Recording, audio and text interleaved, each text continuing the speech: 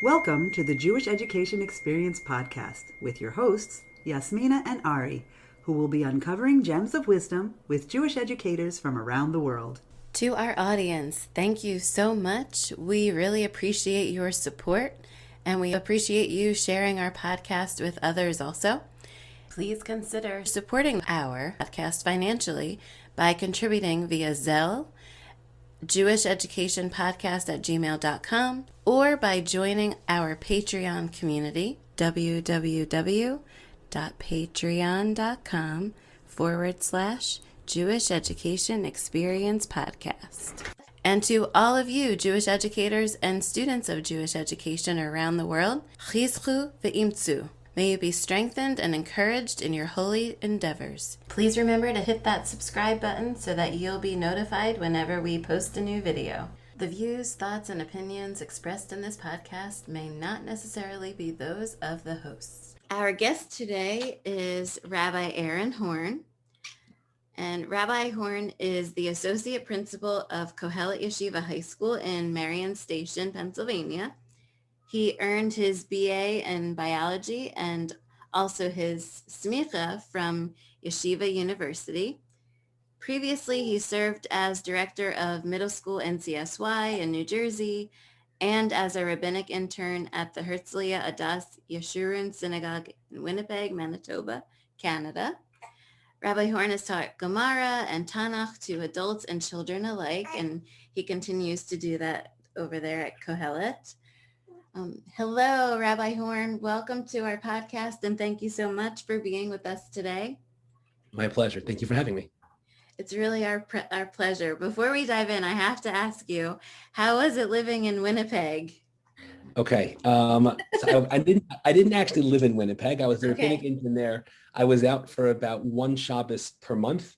But it was really, really awesome. I really enjoyed my time there. I actually consider it very formative to shaping who I wanted to be as an educator. I'll just tell you one awesome fact about Winnipeg. It gets so cold in the winters. First of all, when I went there for Yom Kippur, they had to de-ice the plane before takeoff. But it gets so cold that the negative degrees of Fahrenheit and Celsius catch each other. And it's almost the same thing. Wow. That's how cold it gets. Yeah, it's really fascinating. Part of the reason I ask is because my husband is from Toronto, and we actually lived in Hamilton, Ontario for our first couple of years of marriage. And the first year we were there, it was so cold. So I totally understand about in Winnipeg how it is. Did you have to plug in your car also? You know what? We actually never had to do that. In Winnipeg, in the winter, you have to plug your car into the outlet, even if you don't have like a plug-in car, because it gets so cold, the antifreeze freezes over and the engines die. Really? Mm-hmm. Wow. I never knew that. We didn't have to. That's really interesting. Okay. We never had to do that in Hamilton. Will you please tell us a little bit more about yourself and how you began your journey in education? Sure. It really starts when I was a kid because, I had a dog. It was a nice big 60-pound, half shepherd, half husky. And I told myself, after 3 or 4 years of having a dog, that I wanted to be a vet when I grew up. And then a couple of years passed by and I said to myself, if I'm going to try to help people, as a doctor, and if I'm going to try to help, living things as a doctor, I'd rather help people than animals. And I said I wanted to, go into medical fields. But I didn't really want to spend the whole decade, in graduate school or medical school. So when towards the middle of my high school and even beyond that, I thought to myself, maybe I'll try to do, I always wanted to teach. So I thought about doing education, but I kind of wanted to couple it with something else. I figured maybe I'll do, physical therapy and education, or podiatry, actually, feet for some reason, and education. And then at some point in time, two things happened. Basically, one of my first years in YU, I went to the first Winnipeg retreat, which prompted me to have a robust 5 or 6 year relationship with the Jewish community in Winnipeg. And I really, really enjoyed doing, the chinuch elements, working with those teenagers. The community there is very fascinating because although it's hard to pull a Shomer Shabbos minyan together, the school is a very healthy school. There's like 600 kids, K through 12. So Wow. it was a high school retreat, and I went there, and I fell in love with, all of the kids and staff members that I met there. And I had really awesome and, deep conversations, worthwhile conversations about life and Judaism. And I said, this is something I want to do full time. And then I came back to YU, and I was talking to the academic advising department there about my, desire to do, something science-based and education-based. And that's when they suggested that I really just wanted to do both in a school. Just, you can teach both science and Judaic studies in a school. And that was basically what urged me to pursue a career in Jewish education. That's actually really cool that you were able to intertwine both the biology and going into the rabbinic field. Do you still teach biology now at Kohelet? So that depends on the year. Okay. Depends on the needs of the school in that year. This upcoming year, there's only 3 bio sections in Kohelet, so I'm not needed. Last year we had 4 bio sections, so I was needed. It depends on the year. This upcoming year, no, but previously last year, yes. So it really depends on how many freshmen we have and how many classes, how many courses we're offering. Okay, I understand that. And you're only teaching high school age kids there at Kohelet? Yeah. Okay. Are there any educators that particularly you admire or influenced your direction? Yeah, so I like to speak about, I guess I can go on for a couple of different people. The first one that I thought was really instructive to me as a paradigm shift was one of my Rebbeim in high school. His name is Rabbi Comet. Comet with a K, not like with a C. And he taught I was in Moshe Aaron Yeshiva High School, Maze, which was in South River for about 15 or 20 years, South River, New Jersey, half an hour from where I grew up. And he taught me in 11th and 12th grade, both math and Gemara. He taught the highest level Gemara and the highest level math. And to me, having one teacher teach on both sides of the curriculum was something I never even thought was like a possibility, let alone what happened to me. And I thought that was such a powerful model. And when I went to start my own career, I thought that'd be something I really wanted to do. When I was in YU, Rabbi Dr. Carl Feit taught, he was the head of the bio department in YU at the time. And he taught me introduction bio for majors. I was a bio major. And he was the exact same thing. It was the same model. And he was, I actually once had a conversation with him, and I said, like, what do you do with your time? And his answer was, he basically does 3 things. He learns, and he teaches bio, and he was in cancer research. So he basically said, if I could construct a dream job for myself, it'd be all 3 of those things, and I wouldn't change a thing. And I thought that was such a powerful model of being able to inculcate, both sides of the curriculum. I thought both of them were role models for me, and it was something I really wanted to pass on. And even in my teaching now, especially when I do the bio, Dr. Feit was able to, talk when it came time to, when you're reading the Parshios in the Kriyas Torah cycle of Yaakov and Lavan's sheep, he would talk about how, Yaakov, may have been able to discern the laws of heredity, the laws of heredity, in order to figure it out, to help him along with speckled and spotted sheep. And when it was time, when in the course, when it was up to evolution, he gave, he stopped giving class for a week and gave shir, on evolution and how it doesn't necessarily contradict Torah. And those were, I think, really important and foundational for me in terms of, figuring out what I wanted to do, who I wanted to be, and how I could pass that to the next generation. That sounds like a good example of being able to tie the worlds together. That, it's ultimately Judaism is really, it connects both of those worlds. So that's really cool too. How do you typically talk about God, and how might this differ with the age groups that you teach? So for me, it's mostly, high school students that I interact with. And although there is a difference between, a 9th grader and a 12th grader, for me, I like to treat high school kids, in many respects like they're adults, right? So that's how we talk to them about, school culture and rules and discipline and classes. And that's how we talk about God as well. It's like I was talking to adults, whatever I would say and talk about, with adults, that's how I would, for the most part, interact and talk about God with high school students. How do you find their reception? Are they pretty interested? Do you kind of have to pull it out of them? It depends on the kid. It depends on the circumstance. If you're talking to a bunch of verbose, loquacious kids, it's different than if you're talking to kids who are a little bit quieter. If you're talking about it to kids, on Saturday night at 1 a.m. on a Shabbaton, it's different than, at 2:30 in the middle of the day on Thursday when they're done for the week. But for the most part, I find that kids are receptive and they're happy to talk. And when you treat them like adults, that they respond and they, in turn, live up to the challenge of being treated like adults. That makes sense. How do you create experiential moments in your classroom? We were not over Zoom for the vast majority of the year. We were in person. Some people Zoomed in, but for 90% of the school populace, we were live and in person for probably 95% of the school year. Looking for those opportunities, it's no different than anything else. When you're thinking about your unit that so you have a 2-week unit, a 3-week unit on a specific sugya in Gemara.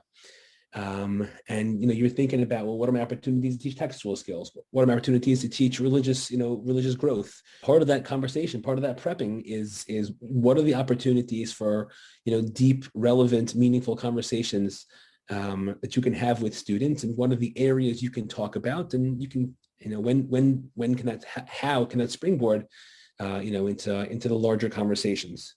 In the best of years, I've had, really, really solid conversations to the point where, one year, I think it was my second year teaching, I had a particularly awesome group of girls in my Gemara class. And we actually ended up having like a parking lot on the board, and anything that kind of was like a larger conversation, we kind of saved till Friday. We called it Friday conversations. And like every single week, there was something that came up and we just schmoozed it out throughout the course of the day on Friday. Are the boys and girls learning, is it together for Gemara? In Kohelet, almost all the classes are separate sex. We have our math classes combined. The rest of the classes are separate. So, it depends on the year. This year, this upcoming year, I'll be teaching boys Gemara. In the past, I've taught, girls. It depends on the year. We have 9, 10 combined and 11 and 12 combined. So in a given year, you could have the 9, 10 boys, you could have the 11, 12 girls. Or in theory, if you're, I'm doing administration part-time as well, so part-time teaching, with only part-time teaching, I'm usually only teaching one Gemara class, but many teachers in the school are teaching both genders or both grades. Okay, so it kind of depends on how the year goes and everything. Education, or chinuch, can be a little bit of an amorphous term. How would you define education? It's a good question. I guess I'd probably... I guess I define it amorphously. I don't think it takes place at any one time or any one place. It's not like, as soon as the bell rings, the education is done.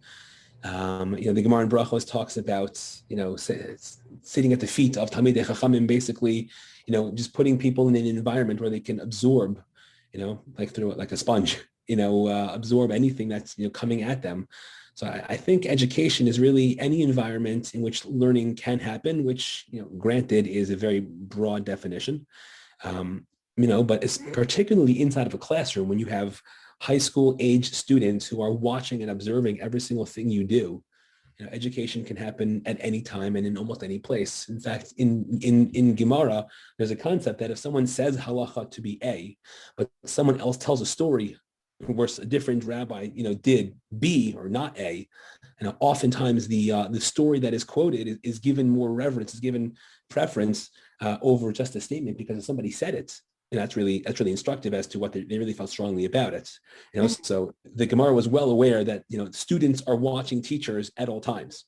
And that's, just yesterday I was at a wedding of an alum from many years ago, and was, at the chuppah, next to a different alum, from a year or two ago, and we were just talking about Jewish wedding rituals and practices, and different arguments among the amongst different Rishonim, or different sages, and this is education. He's not a student anymore of mine, but education was still happening even at 6:00 in the afternoon on July 25th in Muncie. Kind of turned that wonderful simcha into a nice teachable moment in a way. You're able to have a conversation about Jewish weddings and traditions. I like that. See, the education never stops, right? I agree. How do you help instill that love of learning with your students? When it's sincere, kids will pick it up. That's I think the most important piece. Kids, particularly high school age students, they are so quick to pick up hypocrisy, and if you are telling them that you think something is inspiring, if you're not really inspired, they're going to know in a second. If you're telling them something's important and you don't think it's really important, they're going to know, and they're going to call you on it, and they're going to disrespect you for it. By contrast, which is the way, in an ideal world, everybody would be living their lives. Obviously it's not practical to be inspired and happy and 100% all day and every single day. But if we were on our A game at all times, we'd be living and breathing, the life we're projecting, that we are, showing that and that's if we're able to do that, that'd be fantastic. And it's challenging, but that's really the goal, is to live as genuine a life as you can and preach the way you live. That definitely makes sense. I'm curious, what role did family play, or the home, in your experience? I'll quote one of my mentors from back when I worked at NCSY. He's now in YU. Rabbi Yaakov Glasser would often say that he liked working with teenagers, because in one Shalosh Shudas at an NCSY, Shabbaton, you can see a kid make more growth than you can see with an adult in a decade sometimes. I don't know if he meant it literally or not, but high school kids can surprise you, and when something clicks with them, it sticks with them often, and if you're able to, so students can make this jump. Obviously, if the family is supportive of and encouraging religious growth and religious connection and religious, taking the next steps in religious life, that's obviously going to help. Then if the family is saying, no, religion is not worthwhile, we just send you here because it's a good private school, right? That'll obviously make a giant impact in, the student's ability to absorb, what's being thrown at them, but so on the one hand, obviously family is important, it does make a big difference. But oftentimes even without family support, oftentimes students will surprise you and really make grow in leaps and bounds. Well, that's good to know. And from your experience, that if you can find that one thing that they will develop that spark to want to continue learning. What do you find to be the biggest challenge that you face as an educator? Two challenges that are kind of intertwined, that kind of, at least they hit me pretty hard. The first one is time, and the second one is imposter syndrome, where I feel like if I spent every moment of my life reading education literature, I wouldn't know enough.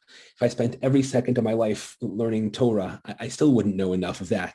If I spent all of my time talking with students and helping students and, helping students progress, I still wouldn't be where I needed to be relationally. And if you try to accomplish all those three things, which I just thought of now, and you combine it with the 10 other things that you could think of that you really should be spending serious time on, it's impossible to excel in all of those areas. Sometimes it's hard enough to excel in even one of those areas. So to me, the biggest challenge is time. It's our most precious resource, most precious commodity. It's way too easily squandered. And it's a challenge, because the number of minutes we have with ourselves, with our students, in our preparation, it's working against us at all points in time. And that ties to the second one, which is imposter syndrome, because at a certain level, I feel like, even if I was spending all my time, I wouldn't know enough about X, Y, or Z. And I'm not spending all my time doing that. I'm doing 100 other things. So you kind of feel like, well, am I really qualified to do what I'm doing? Aren't there people out there that are better than me at this? So those are, at least to me, two of the most daunting challenges that I encounter. How do you handle it? How do you, if you are showing your students that you are, and you're taking the time to continue to learn, and you're teaching, and you are being showing your commitment to all these other things that you're doing? Yeah, it's a good question. I don't know exactly. I'll just tell you a stat that I heard, and this goes back at least 5 years, so I'm sure it's false by now. I'm sure it's more intense. I'm meaning by which I mean I'm sure it's more intense by now. Could I, be. I forgot Things I change. forgot the exact number, but I think if a doctor wanted to keep current on all medical breakthroughs, research, updates, I think they would have needed to spend, and again, this goes back years, 60 hours a day reading. Wow. That's obviously impossible. Um, so, I think the same way, the same way everybody does. It's, you may not be the most qualified person in the world for the position you're in. That might be the case, but then again, there you are. And the number of people who are going into education or any given field are limited, and none of them are perfect. None of them are going to be doing everything well. And, your goal is to try to set yourself goals and try to accomplish them and to continue to become, a better teacher, better administrator, better educator, every year, and to try to, over the course of time, perfect and hone some of the parts of your craft, and over time to become, even if not perfect, but certainly better. Definitely. That's for sure the goal. And you mentioned it before about students and children in general. They're so good at really being able to tell whether you're being real or not. If it's something that you're being your authentic. Mm-hmm. And so it's good that you're mentioning that, you might not be perfect. You might feel like there are times when, okay, maybe I don't know as much as I should know, or maybe I'm not doing this, and this, but you're human and you're able to show your students that too. Right. And correct. And I think that's important to show them a model of people who are not finished products yet, Right. And people who are growing and struggling and growing nonetheless, despite the struggle. How do you stay motivated? That's a good question. One of the, every single year for the last, couple years, 7 years, we had Rabbi Dr. Gil Perla was the head of school at Koheletz. And in the summers, he used to do admin retreats. And one of the years, after a particularly challenging year, he actually did an exercise with us in the summer of every administrator should think of two different categories of experiences of things that happened in the school day, right? One of them was called light up moments, and one of them was burnout moments or tasks. Right? What are the things that light you up as an educator? You can do them all day, every day. And one of the things that if you did these things, all day, every day, you'd hate yourself and hate your job and want to quit tomorrow. Right? And basically to concoct, a list and to use the collective strength of the team to really think about, well, now that we know each other's personalities and we're all working on the same, towards the same goals, and we know what lights some people up and burns them out, and what are the things that we can watch out for? When can you check in with your colleague and say, hey, I noticed you have the following 3 items on your plate this week, which you're going to hate all of them. Can I take one of them off of you? I don't mind them so much. Right? Or this is an opportunity, did you notice X, Y, or Z? I know that kind of, experience will light you up. So that I think is one of the most critical, especially as a team, ways in which you can stay motivated as an educator by helping each other out. And if that doesn't happen, if that doesn't happen or it can't happen, so to take some self-care, to make sure that you're taking, you're taking a day if you need it, you're and during that day to make sure you're spending the time on you. If you feel like, as they say, an empty cup can't, you can't pour from an empty cup. So sometimes that means, taking that day to make sure you recharge. Most people, I imagine, don't use anywhere close to all of their sick days. To take 1 or 2 a year to say, I need to recharge right now. I think that's a noble thing to do. I definitely agree with that. And I like that idea about what lights you up, what burns you out. Thank you. I did also. I might have to use that. Yeah. What advice would you give to new educators who are really just beginning their journey in the field? Okay, so this is an idea that I actually got from my own brother, who also is in education. His name is Rabbi Jesse Horn. He's in Yeshiva Hotel. Okay, very cool. Thank you. And, it basically comes down to watching colleagues. It's kind of crazy because a teacher can go years without watching another teacher teach, despite the fact that at any free moment they have in school, there are probably a score of other teachers in that building who are teaching, but for someone who's new, my brother told me my first year, he said, go find 5 teachers and watch their class in your first semester. and see what are the things they do well, what are the things that you think you can copy, what are the things that you think you do differently. And if you can find, in any school, you should be able to find, especially as a new teacher, 5 people that you respect who have one class period that you don't teach, to find those educators and to sit with them. And when you've exhausted the people in your own building, go to your supervisor and say, I want to go watch teachers from another school. One of the things that I really found myself lucky when I first moved into administration, I asked my supervisor, again, then was Rabbi Pearl, and I said, I'd like to go to spend one day a year basically talking to administrators from other schools. And it didn't happen every year, but it did happen in several of the years, 3 or 4 of the years, where I went to, different schools and sat down and, scheduled, months in advance, different meetings with different educators, different administrators, and just to talk through some of the issues that I'm going through, some of the questions that I have, and to see how other people do it, because you don't have to recreate the wheel. And often we forget that. It's true. We definitely forget that. I know I'm guilty of that sometimes myself, that we're in school, it's kind of like you're taught, oh, no copying, right? Not allowed to Right. copy. But Right. then when No, copy away. but then as an educator, it's like you kind of have to copy, right? Right. You want to learn from others. Especially, in today's day and age, it's like open source everything, like I've experienced very few educators who are like possessive over the things they've done. Right. Most people are more than happy to help you out. Most Jewish educators know that you're on the same team as them, even if you live in the same community. And for sure, if you live in a different geographic community, these are people who went into the business to help other people. So to help another educator is, for most of them, just they're thrilled and happy to do it. It's true. Yeah, I definitely agree. How can we help our students to build a proper Torah foundation? So I think communication is really one of the most important pieces. To have different organizations talk to each other to, I guess, in a certain sense, form like a web of support, between camp and youth group and chesed and out of school learning, and the home. The partnership with home is huge. And particularly this is, what a parent can say or do in 5 seconds, even unwittingly, can undermine, months of religious gains. A parent hears a kid quote like a medrash or something they personally, wouldn't place great emphasis on, right? If they say something like, that's a dumb medrash or something like that, it's, as opposed to, there's an interesting approach, or talking to your kid about, the difference, what our family subscribes to, what the school hashkafa is.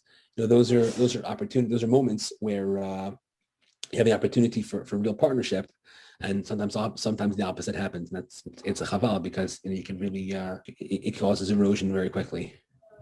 Definitely. What does successful Jewish education in the future look like to you?